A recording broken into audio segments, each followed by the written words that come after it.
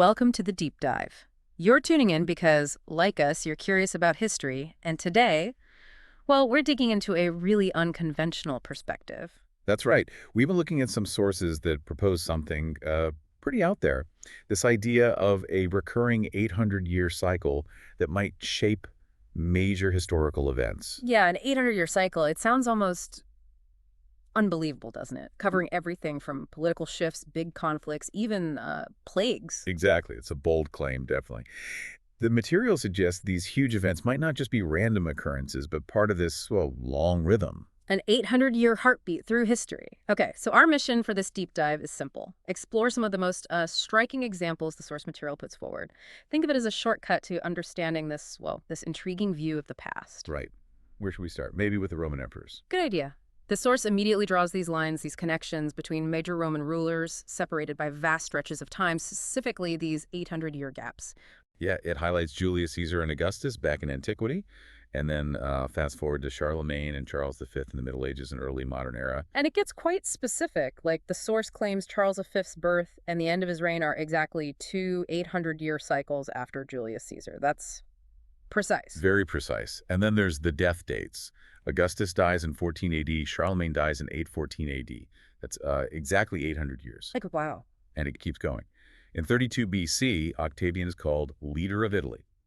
Then, you guess it, 800 years later, 768 AD, Charlemagne becomes king of the Frankish Empire. It's these specific dates lining up that make you, pause and think. Definitely. Or look at 27 BC, the Roman Civil War ends, Octavian becomes Augustus. Fast forward 800 years to 773 AD, and Charlemagne is called to Italy by the Pope, fights the Lombards, and becomes their king the next year. So the parallels are quite direct in these examples. They are. And the source even touches on things like Charlemagne's debated birth year. Was it 737 or 747 AD? It suggests that maybe these dates connect back to Augustus's birth or the founding of Rome in relation to Charles V. Again, across these 800 or, related large intervals. And there's this interesting bit where Charlemagne supposedly referenced Augustus, and then later Charles V referenced Charlemagne. Right, as if they were sort of aware of these echoes, looking back across the centuries. The source even makes a comparison, maybe a slightly controversial one too, like modern leaders maybe tweaking their biographical details. Yeah, it sort of hints. It doesn't state it outright, but it hints that maybe these 800-year connections aren't just parallels, but could point towards history being, let's say, reinterpreted or even constructed over time. A potential forgery is the strong word the source uses, I think. Okay, so beyond emperors, what else fits this alleged 800-year pattern? Well, the source looks at major conquests of Rome, and it even loops in Troy and Constantinople. Okay, let's unpack that. We have the sack of Rome by the Celts around 390 or 387 BC. Right. Then, exactly 800 years later, give or take, you get the Visigoths sacking Rome in 410 AD. Okay, that's a clear 800 years. And then push forward another roughly 800 years, and you get the first conquest to Constantinople, the new Rome, by the Franks and Latins in 1204. So Rome again, then New Rome. Exactly. And the source even stretches it back further to the Greeks conquering Troy around 1184 BC, which is roughly 800 years before that first Celtic sack of Rome. So it's like a cycle. Greeks beat Trojans, Rome rises and falls twice, two invaders 800 years apart, and then Franks beat Greeks in Constantinople another 800 years later. That's quite a narrative arc. It paints this picture of cyclical conquests hitting major power centers within these intervals. It's definitely a neat, maybe too neat view. Okay, what other areas does the source mention quickly? We don't want to run too long. Right. Briefly, the Teutoburg Forest, famous battle in 9 AD, Roman legions destroyed. Yep.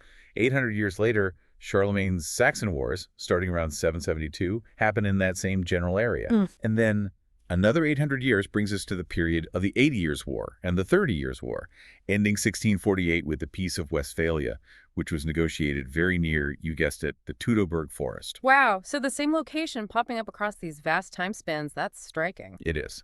Then there's the Iberian Peninsula. The source uses like anchor points around 1500 AD, 700 AD, and 100 BC. Okay.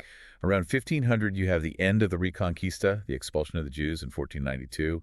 Go back about 800 years to around 700 AD. The Visigoths are pushing out the Eastern Romans.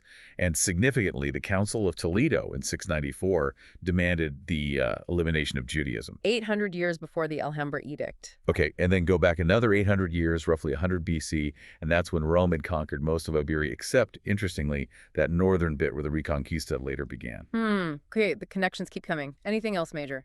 Eastern Europe. Plagues. Yeah, quickly on Eastern Europe, think Russia, Ukraine, Poland.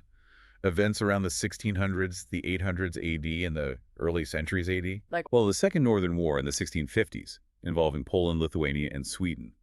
Go back 800 years, you get the stories from Nestor's Chronicle around 850, 880 AD, Rurik, Kievan Rus forming, Varangians, who were Swedes, being involved. Okay, Swedes in the 1600s, Swedes in the 800s, and then back another 800 or so years, you have the Goths entering that same region, Ukraine, from Poland, in the early centuries AD, and tradition says the Goths came from Sweden. Okay, that's a lot of threads tying back. And finally, plagues and invasions. Yes, the source points to the Justinian plague starting 542 AD in Constantinople. Then the Black Death, starting around 1347 AD, also hitting Constantinople hard again, roughly an 800-year gap. And invasions. The Huns are defeated around 451 AD. Then, roughly 800 years later, you have the massive Mongol invasions. The source notes the huge geographical overlap of their conquests, China, Europe, Persia, and the old historical tendency to sometimes link or confuse Huns and Mongols. Right. That is a lot to take in. This exploration of the 800-year cycle proposed in the source material, it certainly presents history through a very different lens. It really does. And, we're not drawing any conclusions here ourselves. We're just presenting what the source suggests. Yeah. But these patterns, these alleged recurring intervals, they are quite compelling to consider. Definitely makes you think. So the final thought we want to leave you with is this. Are these seemingly consistent 800-year gaps just a string of incredible coincidences scattered across history? Or, as the source seems to imply, could they hint at something deeper, maybe even a rhythm deliberately woven into this historical narrative? What other hidden patterns might still be waiting beneath the surface of the past? Something to ponder. Indeed. Thanks for taking this deep dive with us today.